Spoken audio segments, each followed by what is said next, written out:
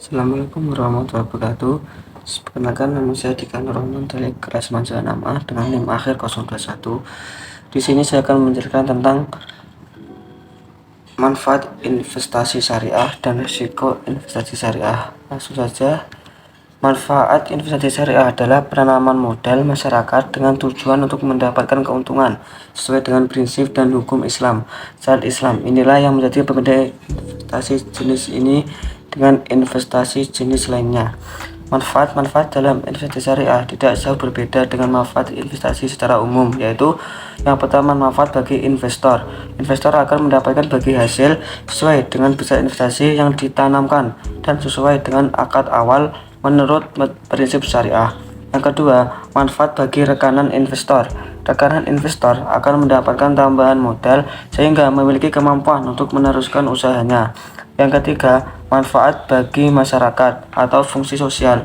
Manfaat ini akan terlihat dari adanya penambahan lapangan kerja yang dapat disedot dari adanya investasi. Selanjutnya yaitu resiko dalam investasi syariah. Dalam Islam, resiko disebut dengan istilah gharar yang berarti ketidakpastian. Ibnu Qayyim menjelaskan bahwa gharar adalah kemungkinan ada yang tidak ada. Menurut Van de Heyden, kategorisasi ketidakpastian dapat digolongkan menjadi tiga.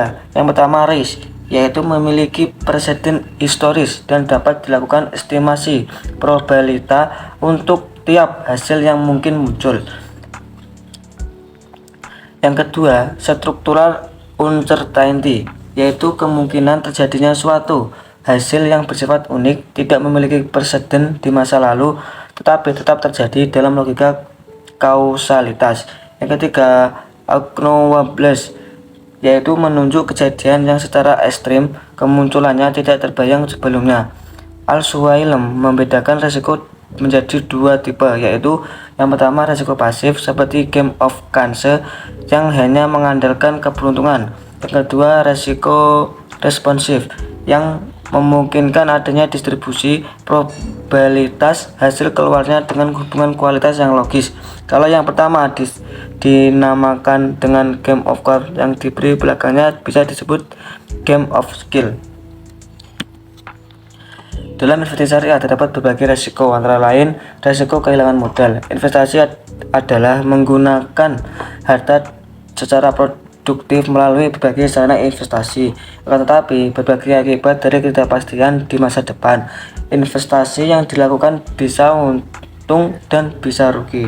Yang kedua, resiko ketidakpastian keuntungan. Resiko yang kedua adalah karena ketidakpastian keuntungan yang diperoleh dari sama sarana-sarana investasi yang ada. Resiko ini sebenarnya merupakan bagian dari resiko di atas, tapi lebih terfokus pada keuntungan yang mungkin didapat dari jenis investasi yang berbeda. Yang ketiga, sulitnya menjual produk investasi. Resiko ketiga yang ditakuti orang ketika berinvestasi adalah apakah produk investasi yang dibelinya itu mudah untuk dijual, diuangkan kembali. Berapa orang mungkin senang berinvestasi contohnya ke dalam emas, karena emas dianggap mudah dijual kembali. Contoh dari produk investasi yang tidak selalu mudah untuk dijual kembali adalah barang-barang koleksi.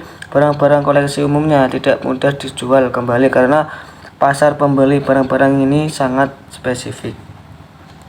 Sekianlah presentasi dari saya. Apabila dalam penyampaian materi kurang jelas atau kurang dipahami, mohon maaf yang sebesar-besarnya. Kurang lebihnya mohon maaf. Assalamualaikum warahmatullahi wabarakatuh.